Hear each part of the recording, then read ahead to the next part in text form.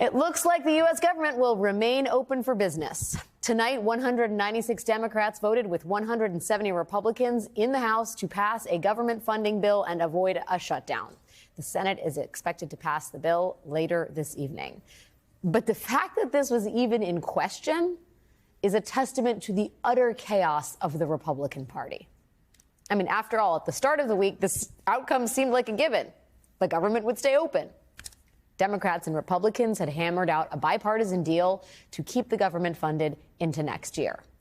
But then on Wednesday, the richest man in the world, Elon Musk, decided to blow it all up by demanding that Republicans kill the bipartisan agreement, calling it a horrible bill. And then Donald Trump and J.D. Vance followed suit, saying that they too opposed the agreement that had been negotiated and issued a significant new demand at the 11th hour. Trump and Vance demanded that Republicans refuse to support any bill that did not increase the debt limit because Trump had now decided that he did not want to have to be responsible for raising it on his watch. So that was Trump's red line. That was the reason why he absolutely could not support the original agreement. The reason much of this country was holding its breath and worried that the federal government might shut down right at the peak of the holiday travel season, right in the middle of the holidays, 3 hours from now. Well, the House passed a bill to keep the government running. And in that bill, there is no increase in the debt limit. Donald Trump and Elon Musk lost. So did J.D. Vance, but he's sort of a minor character here. These men did not get the one thing they demanded out of these very high-stakes negotiations. Trump wanted something, and members of Trump's own party refused to go along with it. As the New York Times puts it, this fight laid bare a disconnect between Trump and his party that could upend their efforts next year to pass transformative tax and domestic policy legislation with the tiniest of majorities. Even as Trump has displayed a laissez-faire attitude to the federal debt and a willingness to spend freely, a number of lawmakers in his party fervently adhere to an anti-spending philosophy that regards debt as disastrous. It is a seemingly irreconcilable difference between a party full of people who have spent the last 2 decades railing loudly against the national debt and this guy. I call myself the king of debt. I'm the king of debt. I'm great with debt. Nobody knows debt better than me. I've made a fortune by using debt. And if things don't work out, I renegotiate the debt. What we are seeing tonight is that all the havoc Musk and Trump created was for nothing. Elon Musk and Donald Trump brought on a completely unnecessary crisis for Republicans on the Hill, and Democrats had to be the ones to bail them out of it. House Democrats have successfully funded the government.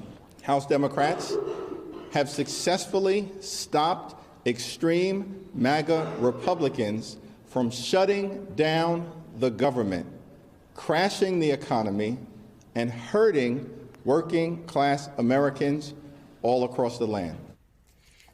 If that dynamic sounds familiar, it's because it is. It is literally the story of the 118th Congress, this Congress. Back in September of 2023, the Republican-controlled Congress was teetering on the brink of a government shutdown. And it was Democrats who swept in to rescue the country, with 209 Democrats voting with just 126 Republicans to keep the U.S. government open for business. Again, Republicans were in control of Congress at the time, but they couldn't get enough votes in their own party to avoid a shutdown. And then 45 days later, the same thing happened again. The Republican-controlled House brought the country to the brink of a shutdown right before Thanksgiving, and Democrats once again swooped in to save the day. Here was Democratic Congressman Sean Casten at the time.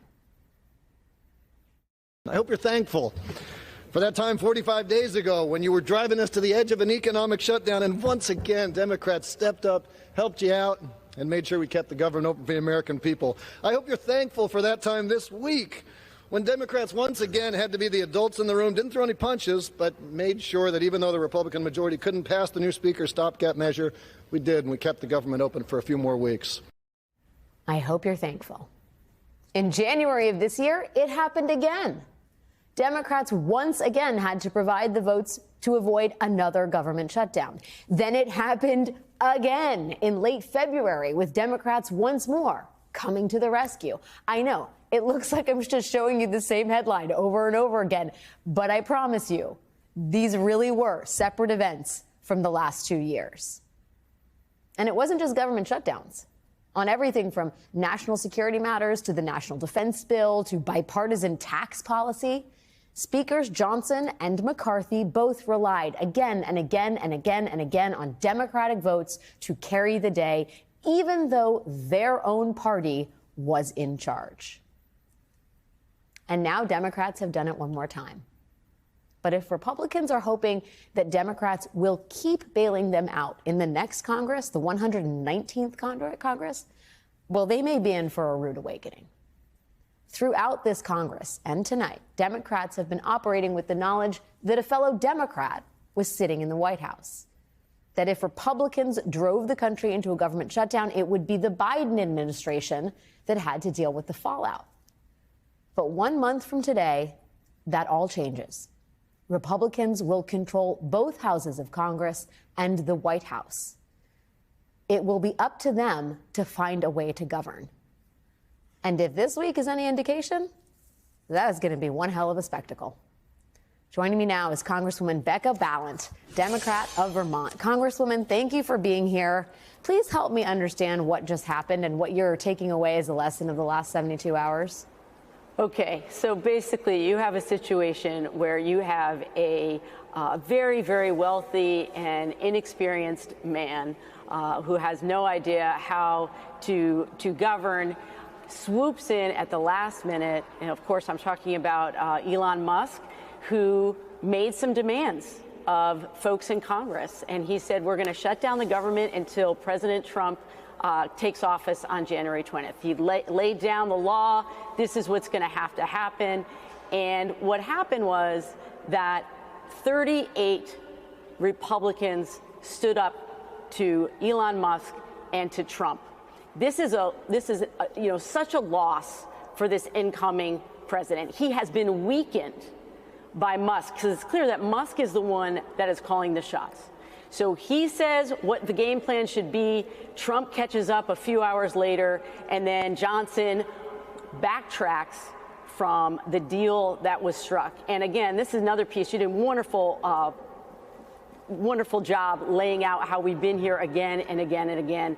And the other thing that I want people to understand is we do not know who we're negotiating with. Yeah. Because we make a negotiation and then the deal is signed. We have to come to the floor. This was just hours away from where we're going to vote on the floor, and then everything changes. So we can't rely on Johnson. He is not a man of his word, in the same way that McCarthy was not a man of his word.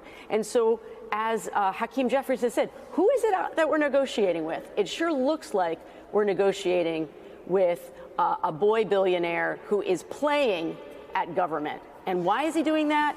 Because he's got $15 billion wrapped up in federal programs. $15 billion. You know, you guys mentioned, I think, what is a very important lesson for Democrats in all of this, which is, what is the point of negotiations? I mean, as you say, this was locked and loaded. This was something that was going to go to the floor and get passed on Wednesday, and then it exploded because an unelected billionaire decided to send a bunch of tweets. With that reality in mind, I mean, how are you thinking about what happens after January 20th when, you know, there isn't going to be a Democrat in the White House? The Republican majority is going to be even slimmer than it is now. And Democrats, I mean, are you going to be as inclined to basically help save the day the next time the Republicans are in disarray, which could be, I don't know, January 21st? Oh, absolutely. We're going to start in chaos in the same way that this Congress started. I am certain of that.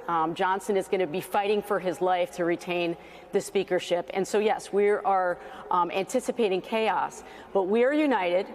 And I was saying today to a friend in caucus, like, we will be demanding our pound of flesh for what has happened in the last 72 hours. So when they come to us for their giant unpaid for tax break for billionaires to the tune of $4 trillion adding to the debt, they're going to have to come through us. We are not inclined to help them. We are going to go toe to toe, and we are not going to swoop in and save the speaker. He has to make the case to his conference as to why he should lead, and we will be standing strong because the American people did not vote for Elon Musk.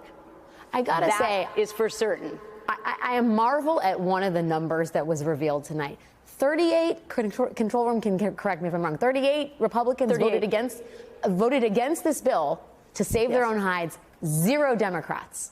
Not a single Democrat voted against the bill. 34. We're getting more than 30 Republicans voted against this thing. Not a single Democrat broke ranks. Can you talk about that unity? It is formidable, especially in a moment like this, where it's a real, there's a lot of impetus to basically give the middle finger to the Republican Party and say, I'm not going to help you, but not a single Democrat did that. Because our values demand that we do the hard work of governing. That is why we ran. That is what binds so many of us together in this caucus, is that we are here to do the work on behalf of our people back home. So in my case, of course, I was going to do everything I could to get a deal, because we have disaster recovery money in there that is desperately needed by Vermonters and folks in Hawaii and folks in North Carolina. This isn't a game. That's the thing. It's not a game. This involves real people's lives. And so they're going to have to come through our values. When it's a values proposition, we fight from the heart. Congresswoman Balint, thank you so much for your time. I hope you have a happy holiday season and can get out of Washington, D.C. I'm on my way to the airport now. Travel safely. Thank you so much, Alex.